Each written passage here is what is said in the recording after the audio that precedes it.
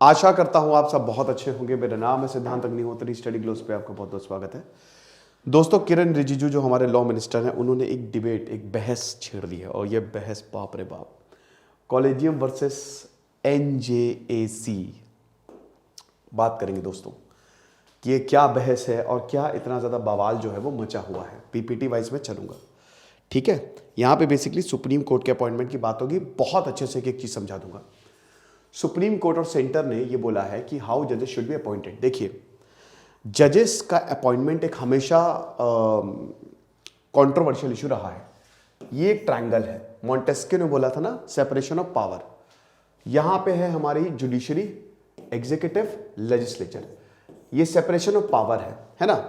हमारी जुडिशरी अलग है, हमारी न्यायपालिका अलग है। ये बिल्कुल इंडिपेंडेंटली काम करती है। अगर ये इंडिपेंडेंटली काम नहीं करेगी तो कुछ भी हो, सरकार मनवा लेगी। देखिए, कोई भी डिस्प्यूट होता है, कोई भी प्रॉब्लम होती है देश में, चाहे वो नेताओं के बीच में हो, चाहे वो राज्यों के बीच में हो, तो आप कोर्ट जाते हैं। फर्ज करिए कि अगर मान लीजिए एक पार्टी का, एग्जीक्यूटिव्स का या लेजिस्लेचर का अगर जुडिशरी में हस्तक्षेप हो, तो जो पॉलिटिकल पार्टी चाहेगी वही होगा। तो ये तो बहुत डेंजरस हो जाएगा।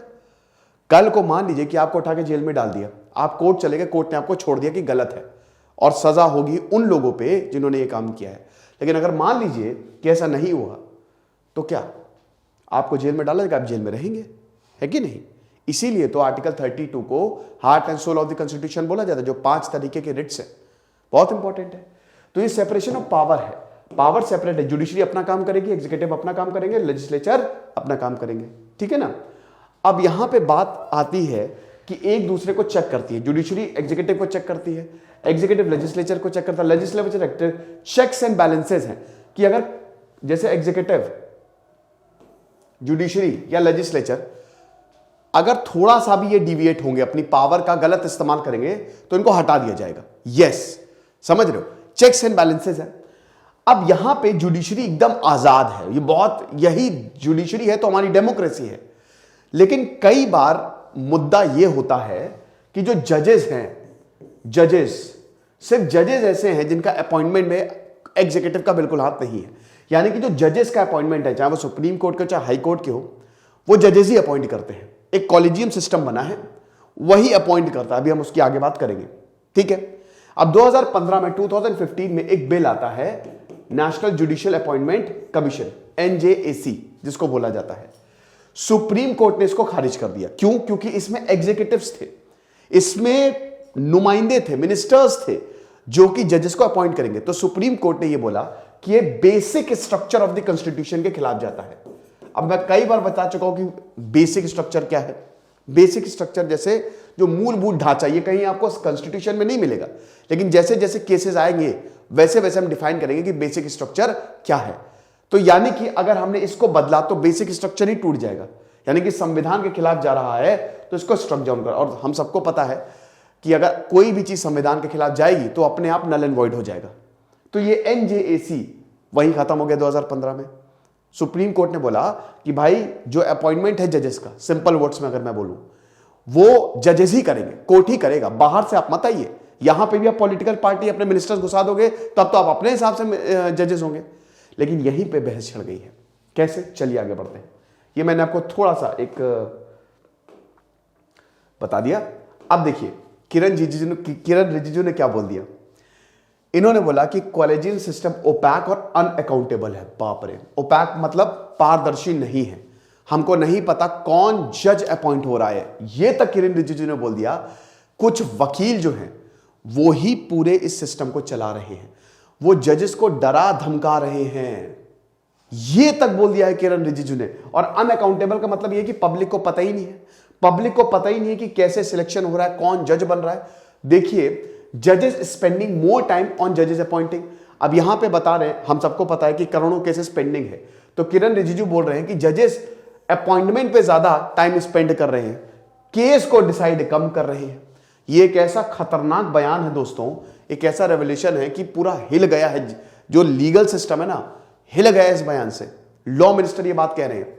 अब उसके बाद यही, जब law minister, law and justice, इन्होंने यही बोला कि ये ओपैक और अनअकाउंटेबल है। अब इसके बाद जो ये सेंटिमेंट है, it was shortly vice president, और वाइस प्रेसिडेंट राज्यसभा के चेयरमैन होते हैं। जगदीप धनखड़ ने यह बोला कि अभी भी बहुत देर नहीं हुई है, हम एनजेएसी, याद रखिएगा ये 2015 में एनजेएसी को खत्म कर दिया था सुप्रीम कोर्ट ने, लेकिन हम दोबारा एनजेएसी को लेके आएंगे। अगर एनजेएसी में लाने का मतलब ये कि सरकार के लोग बैठेंगे, सरकार के लोग अपॉइंटमेंट में उनका से होगा। अब इन्होंने यही बोला कि बहुत ज्यादा severe compromise of parliamentary sovereignty and disregard of the mandate of the people, ये सुप्रीम कोर्ट ने बोला था कि आप हमारी सॉवरेनिटी खो रहे हो भैया, क्या संप्रभुता हमारी जा रही है, और ऊपर से जो लोगों का मैंडेट है वो भी खत्म कर रहे हो। तो ये सुप्रीम कोर्ट ने बहुत लताड़ा लगाई थी सरकार को 2015 में जब स्ट्रक डाउन किया था। लेकिन उसके बाद किरण रिजिजू का अभी ये जो बयान आया है, अब इसमें बहस छिड़ गई कि क्या दोबारा एनजेएसी आएगा। अब उन्होंने कॉलेजियम सिस्टम को ब्लेम किया, राज्यसभा को यह बताया, 15 दिसंबर की बात है, कि ओनली वे अगर इस इश्यू को रिजॉल्व करना है तो नया सिस्टम बनाना पड़ेगा। बाप रे, नया सिस्टम ऑफ अपॉइंटमेंट्स बनाओ, मतलब वही सरकार को लेके आओ इसमें। फिर उन्होंने बोला कि it had been unanimously passed in the parliament, Rajya Sabha, Lok Sabha और प्रेसिडेंट, इन तीनों ने साइन किया था। राज्यसभा में कोई बिल कहां आता है, किसी भी हाउस में आएगा, वोटिंग होगी, मतलब पहले डिबेट होती है, वो 3 होते हैं ना स्टेप्स, अब छोड़िए उस पर हम फिलहाल नहीं जाते, लेकिन पहले राज्यसभा में जाएगा, फिर लोकसभा में तो राज्यसभा में जाएगा, दोनों में पास हुआ, फिर प्रेसिडेंट साइन करेंगे, तब ये एक्ट बन जाता है, बिल एक एक्ट बन जाता है। लेकिन ये बिल पूरा पास हो गया, किसी को कोई प्रॉब्लम नहीं, बट 2015 में 2015 में सुप्रीम कोर्ट ने इसको स्ट्रक कर दिया। यहां पे ये बातें हो रही है, ठीक है। अब इन्होंने बोला कि जो करंट सिस्टम है, वो जो कॉलेजियम सिस्टम है, did not reflect the feeling of the public and the house. ये इसको आप अंडरलाइन कर लो, डिड नॉट रिफ्लेक्ट, जो अभी सिस्टम है, जजेस जो अपॉइंट होते हैं, ना ही लोगों को कुछ पता, तो लोग जो चाहते हैं वो नहीं हो रहा, और जो हाउस चाहता है वो नहीं हो रहा है, यानी कि ये रिफ्लेक्शन हमारा है ही नहीं। अब जब धनखड़ ने ये बोला, नाम नहीं लिए, विदाउट टेकिंग एनी नेम, अब फिर उसके बाद सुप्रीम कोर्ट ने बोला कि सुनो बेटा, हम फाइनल आर्बिटर हैं, हम डिसाइड करेंगे, आप डिसाइड नहीं करोगे under the constitution. Supreme court ने साफ साफ बोल दिया, ये सुप्रीम कोर्ट ने लताड़ लगा दिया फिर से। सुप्रीम कोर्ट ने बोला कि बेटा हम डिसाइड करेंगे किसको क्या करना है, और अपने क्रिटिसिज्म को लिमिट में रखो। क्रिटिसिज्म उतना मत करो कोर्ट का कि प्रॉब्लम में फंस जाओ। You must advise them to exercise some control. Attorney general को सीधा बोला है कि आप यूनियन मिनिस्ट्री को बोलिए कि थोड़ा कंट्रोल में रहें, जजेस के अपॉइंटमेंट में ज्यादा ना ही बोले तो बेटर है, ठीक है ना।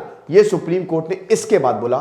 अब आप देखिए डीवाई चंद्रचूड़ ने क्या बोला, निशाना बनाए जाने के डर से जज कई मामलों में जमानत नहीं दे रहे हैं। यह भी एक बहुत खतरनाक, कि कुछ मामले ऐसे होते हैं जिसमें जमानत देनी चाहिए लेकिन जजेस जमानत नहीं दे रहे। ये इनका बयान है, ताकि डर है कि कहीं हम निशाना ना बन जाएं, हमारा क्रिटिसिज्म ना हो, हमारे प्रॉब्लम। और यहां पे ये बोला है कि लॉयर्स की लॉबी जो है ना, वो काफी, मतलब कुछ इतने पावरफुल लॉयर्स हैं कि वो आज जजेस से भी ज्यादा पावरफुल हो गए हैं, ऐसा भी बोला गया। भाई देखो, भारत में सबसे ज्यादा जो पावर होती है ना, वो ये सच बात है, वो सुप्रीम कोर्ट के लॉयर्स के पास होती है, बहुत ताकतवर होते हैं वो।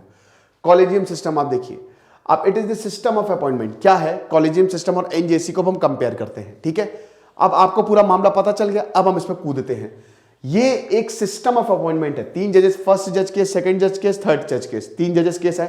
थर्ड जज केस जब आया तब ये बोला कि जो सिस्टम, जो अपॉइंटमेंट होगा वो कैसे होगा, जजेस ही करेंगे, ठीक है। क्योंकि देखिए इमरजेंसी के दौरान 1975 में हुआ क्या था कि जुडिशरी को कंट्रोल करने लगी थी हमारी पार्लियामेंट, और उसके बाद फिर अमेंडमेंट्स आए, फिर जब केसेस आए, उसके पहले हालांकि केशवानंदा भारती केस आ चुका था, फिर बाद में मिनर्वा मिल्स केस आया, बहुत दिक्कतें हुई, लेकिन फाइनली यही डिसाइड किया गया कि जो अपॉइंटमेंट होगा ना, एक तो सीनियरिटी प्रिंसिपल पे कोई जो सबसे सीनियर जज होगा, क्योंकि देखिए इमरजेंसी के दौरान ऐसा नहीं हुआ था, ठीक है। तो अब जो जजेस आएंगे वो जब सबसे सीनियर होंगे ना, वही चीफ जस्टिस ऑफ, फिर उसके बाद ये कॉलेजियम सिस्टम आया, ठीक है। तो जो भी जजेस का अपॉइंटमेंट है या ट्रांसफर भी अगर करना है तो वो फर्स्ट, सेकंड, थर्ड जज केस के थ्रू जो कॉलेजियम सिस्टम आया है उसके हिसाब से होगा। Judicial independence of the supreme court that evolve over 3 popular cases ensure that there won't be any interference of any branch of the state, ना ही एग्जीक्यूटिव और ना ही लेजिस्लेटिव, ठीक है। दोनों ही हस्तक्षेप नहीं करेंगे जहां तक अपॉइंटमेंट की बात है। अब आप देख सकते हैं ये फर्स्ट जज केस जब 1981 में आया, इसमें एग्जीक्यूटिव्स का से था, ठीक है, इसमें जो है वो एग्जीक्यूटिव्स का हस्तक्षेप था। फिर सेकंड जज केस 1993 में आया, इसमें बीच में था थोड़ा एग्जीक्यूटिव और थोड़ा यहां पे जो सुप्रीम कोर्ट। लेकिन थर्ड जज केस में सीधा सीधा 1998 में यही बोला गया कि नो नो कॉलेजियम सिस्टम होगा। तो थर्ड जज केस अगर सुप्रीम कोर्ट जज की बात करें तो इसमें 4 सीनियर मोस्ट जजेस को कंसल्ट किया जाएगा, ठीक है ना, ये कॉलेजियम सिस्टम में रहेंगे, ठीक है। उसके बाद अगर हाई कोर्ट जज, अभी मैं पूरा समझाऊंगा आपको, हाई कोर्ट जज के अपॉइंटमेंट की बात करें तो सीनियर मोस्ट जजेस ऑफ द सुप्रीम कोर्ट से पूछा जाएगा कौन, और अगर ट्रांसफर की बात करें तो 4 सीनियर मोस्ट जजेस को पूछा जाएगा। जीएस पेपर 2 बहुत ही ज्यादा इंपॉर्टेंट, इसको नोट करके रख लीजिए, 110% इस पे सवाल आना ही आना है, ठीक है, क्योंकि ये बहुत ज्यादा न्यूज में है। तो अब आप ये देखिए, ये प्रोसीजर फॉर वेरियस, अब आप समझ जाएंगे। अगर chief justice of high court की बात करें, chief justice of India, supreme court की सबसे जो बड़े जज हैं और जो इंडिया को देखते हैं, चीफ जस्टिस ऑफ इंडिया, उनके लिए क्या है, अपॉइंट तो प्रेसिडेंट ही करेंगे, हर किसी को अपॉइंट प्रेसिडेंट ही करता है, ये तो क्लियर है, ठीक है, CJI and other supreme court जजेस। लेकिन सीजेआई जो चीफ जस्टिस ऑफ इंडिया जा रहा है, जो रिटायर होने वाला है, ठीक है, वो रिकमेंड करेगा और वो सीनियोरिटी के हिसाब से होगा। अब सीनियोरिटी जो सबसे सीनियर होंगे, ऐसा नहीं कि चीफ जस्टिस अगर जो जा रहे हैं तो उनको लगेगा कि अच्छा हम इनको रिकमेंड, नहीं, सीनियोरिटी होगा, ठीक है, तो वो रिकमेंड करके जाएगा ये चीफ जस्टिस। अब सुप्रीम कोर्ट के बाकी जजेस की आप देख लीजिए, बाकी जजेस के लिए the proposal initiated by the chief justice of India, chief justice of India ही इस प्रपोजल को इनिशिएट करते हैं। अब ये देखिए बाकी कॉलेजियम मेंबर्स, जिसमें सीनियर मोस्ट जज ऑफ द कोर्ट होंगे जो कि हाई कोर्ट से आएंगे, जो रिकमेंडेड पर्संस को बिलोंग मतलब वो करेंगे और उसके बाद फिर जो कंसल्टेंट्स है, ठीक है, वो अपना ओपिनियन राइटिंग में देंगे, यानी कि जजेस राइटिंग में लिखेंगे कि हाँ हमारी ये चॉइस है। फिर उसके बाद इस रिकमेंडेशन को लॉ मिनिस्टर को भेजा जाता है, लॉ मिनिस्टर प्राइम मिनिस्टर को भेजता है, यानी कि जजेस बोलते हैं कि ये जज बनेगा और उसके बाद फिर ये लॉ मिनिस्टर के पास जाता है, फिर ये जाता है प्राइम मिनिस्टर के पास, ठीक है। अब chief justice of high court में आप देख लीजिए, इसमें जो chief justice of high court है, अगेन ये इट इज जो policy having chief justice from the outside respective state. याद रखिएगा कि जिस स्टेट का चीफ जस्टिस होना चाहिए, ठीक है,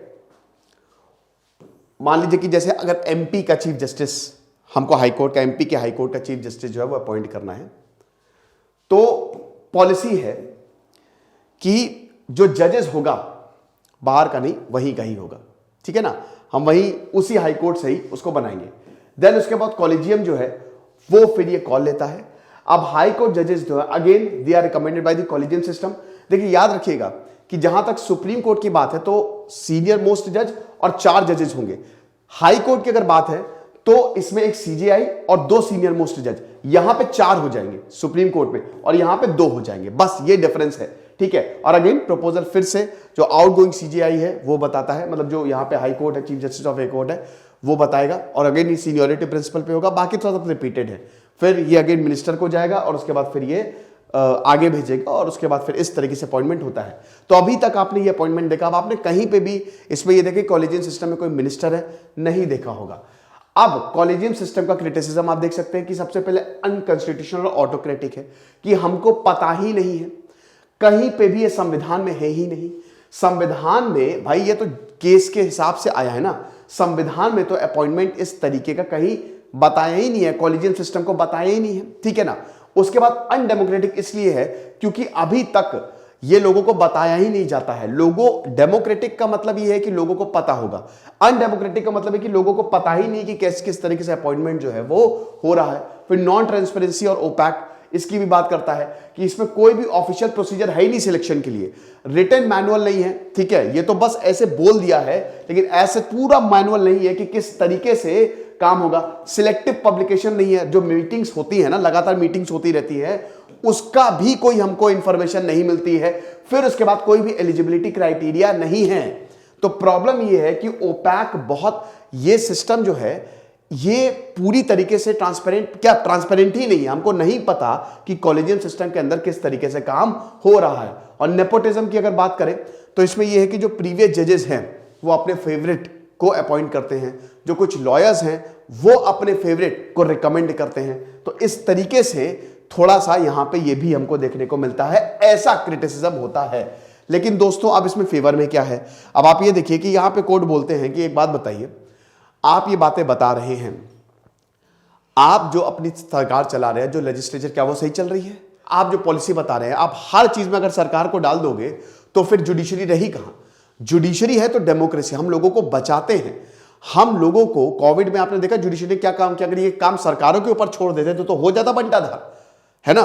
तो आप ये समझिए कि हम अगर आप इसमें भी सरकार को ले आएंगे, इसमें भी सरकार के नुमाइंदों को ले आएंगे, तो वो तो अपनी ही चलाएगा, और अगर वो अपनी चलाएगा तो यानी कि अगेन अपॉइंटमेंट में उसमें भी तो नेपोटिज्म होगा, वो भी तो अनडेमोक्रेटिक होगा। तो कोर्ट का ये भी कहना है, आप समझ रहे हो? तो ये चीज है। अब एनजेएसी वही 2015 में इसको आया था, ठीक है, और जब इसको लगा कि independence, threat to the independence of judiciary है, तो इसको स्ट्रक डाउन किया गया। अब ये 99th कॉन्स्टिट्यूशनल अमेंडमेंट ये एनजेएसी का था, जिससे ये कॉलेजियम सिस्टम को रिप्लेस करना चाह रहे थे। बट अगेन एनजेएसी में 3 जजेस थे, देख लीजिए, हाँ, और उसके बाद सेंट्रल लॉ मिनिस्टर, ये जैसे अगर किरण रिजिजू होंगे तो किरण रिजिजू उसमें बैठेंगे और वो बताएंगे जज कौन होगा, और 2 सिविल सोसाइटी एक्सपर्ट्स। यानी कि इसमें आपने कॉलेजियम सिस्टम में सिर्फ जजेस थे, इसमें मिनिस्टर भी हैं और एक्सपर्ट्स भी हैं, ठीक है ना? तो ये चीज है। अब अगर मान लीजिए कि अगर 2 जो हैं वो डिसएग्री कर रहे हैं, तो फिर आप जज को अपॉइंट नहीं कर सकते, ठीक है ना? तो यहां पे ये हिसाब किताब था। तो सुप्रीम कोर्ट ने ही बोला कि ये गलत है, ये बिल्कुल गलत है। 4th जज केस में इसको माना जाता है कि ऐसे थोड़ी ना होता है, ये नहीं, ये तो basic structure of the constitution के खिलाफ जाता है ना? तो चेंजेस आप देख सकते हैं कि CJI can not make unilateral choice. Chief justice of India की ये यूनिलेटरल की चीफ जस्टिस ऑफ इंडिया ने जो बोल दिया वही जज होगा, ये बिल्कुल नहीं होगा। फिर उसके बाद जो कंसल्टेड जजेस हैं उनका व्यू राइटिंग में देना पड़ेगा, जो अभी तक नहीं है। फिर non compliances must make CJI non binding, ठीक है ना? देन उसके बाद ट्रांसफर ऑफ जजेस reviewable only in case of non compliances, कि अगर नॉन कंप्लायंस हो रही है रूल्स की तो ही हम ट्रांसफर की बात करेंगे। अब आप ये देख सकते हैं, ठीक है, जो कि यहां पे इसको मैं लगा दे रहा हूं, हाँ, ये आप देख सकते हैं कॉलेजियम सिस्टम और एनजेएसी। कॉलेजियम सिस्टम जैसा कि हमने बताया कि 3 जजेस केसेस पे था, और जो एनजेसी है इसको बॉडी क्रिएट की गई थी कि जो 20 साल, क्योंकि 1998 में लास्ट जज केस आया था ना, 20 साल से जो ये पूरा का पूरा क्रिएट किया सिस्टम, इसको खत्म किया जाए। अब उसके बाद they are made by chief justice of India, 4 most supreme court के जजेस, ठीक है, जो भी अपॉइंटमेंट होगा। इसमें हमने आपको बताया था कि किस तरीके से जजेस अपॉइंट होंगे। इसमें एक लॉ मिनिस्टर भी रहेगा, 2 सिविल सोसाइटी एक्सपर्ट्स भी रहेंगे, ठीक है। अब इनकी कोई कॉन्स्टिट्यूशनल बैकिंग नहीं है। अब ये भैया अगर बात करते हैं तो इसमें पूरा का पूरा लॉ लाया गया है ना, तो एक तरीके से स्टैट्यूटरी ये बना। फिर उसके बाद आर्टिकल 124 वही कहता है कि it is made by the president consultation with the जजेस as president may deem necessary.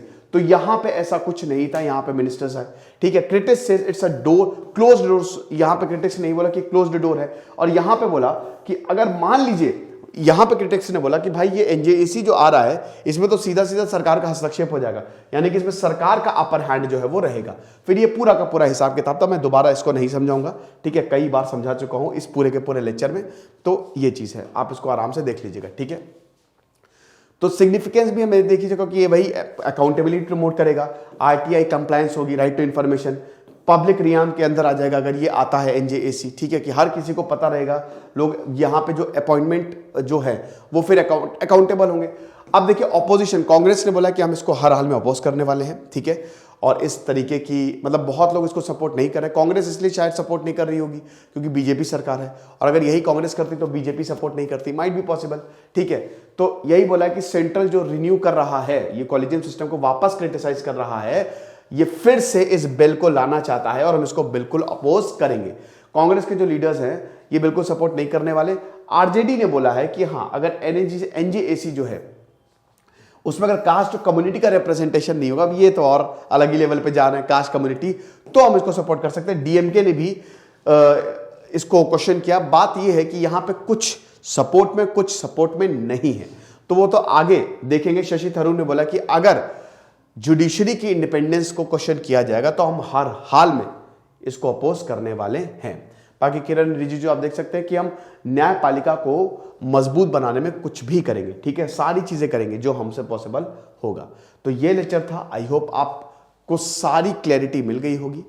एक भी चीज ऐसी नहीं होगी जो आपको समझ में ना आए। आप कमेंट में बताइएगा कि एनजेएसी कब सपोर्ट कर रहे हैं कि कॉलेजियम सिस्टम को सपोर्ट कर रहे हैं। दिस इज सिद्धांत अग्निहोत्री साइनिंग ऑफ।